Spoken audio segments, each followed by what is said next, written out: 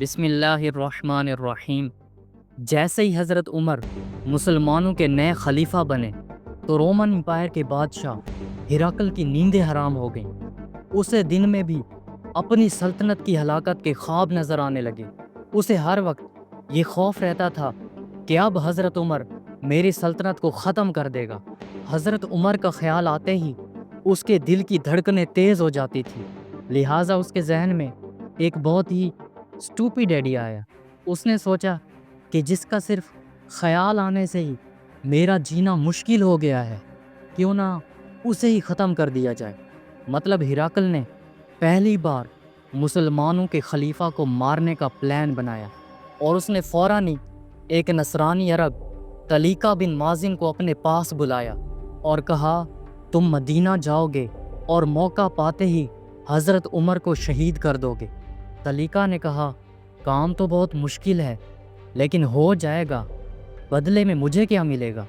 ہرقل نے اسے بہت سارا مال دینے کا وعدہ کیا۔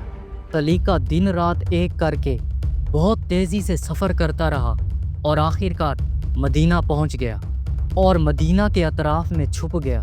ایک دن اس نے دیکھا کہ حضرت عمر اطراف مدینہ کے باغوں میں آئے اور یتیموں اور غریبوں کے احوال معلوم کیے، ان کی ضروریات کو پورا کیا اور ان کے کھیتوں اور باغات کی نگرانی فرمانے لگے۔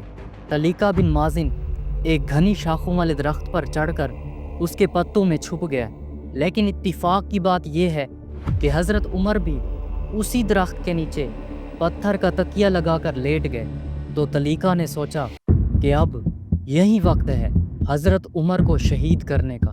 جیسے ہی طلیقہ حضرت عمر کو شہید کرنے کے لیے درخت سے نیچے اترنے لگا، اسی وقت ایک جنگلی درندہ آیا اور حضرت عمر کے ارد گرد گھومنے لگا اور آپ کی حفاظت کرنے لگا۔ اس کے بعد اس درندے نے حضرت عمر کے تلووں کو چاٹا۔ تھوڑی دیر بعد طلیقہ کو ایک غیبی آواز سنائی دی، یا عمر عدلتا فامنتا، اے عمر آپ نے انصاف کیا اور اسی وجہ سے امان میں رہے۔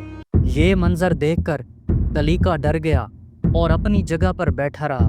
اسے نیچے اتر کر حضرت عمر پر حملہ کرنے کی جرأت ہی نہ ہوئی۔ جب حضرت عمر نیند سے بیدار ہوئے تو وہ درندہ اٹھ کر چلا گیا۔ مطلب وہ درندہ نیند کے وقت حضرت عمر کی حفاظت کے لیے حاضر ہوا تھا۔ جب درندہ چلا گیا تو طلیقہ درخت سے نیچے اترا اور حضرت عمر کے پاس آ کر ان کے ہاتھ کو چوما اور کہا، میرے ماں باپ اس شخص پر قربان جس کی حفاظت جنگل کے درندے کرتے ہیں، اور اپنا راز افشا کر دیا کہ میں آپ کو شہید کرنے کے لیے آیا تھا، لیکن اب اپنی غلطی پر نادم ہوں اور آپ سے معذرت چاہتا ہوں۔ حضرت عمر نے اسے معاف کر دیا۔ طلیقہ نے فوراً کلمہ شہادت پڑھا اور حضرت عمر کے ہاتھ پر ایمان لے کر مسلمان ہو گیا۔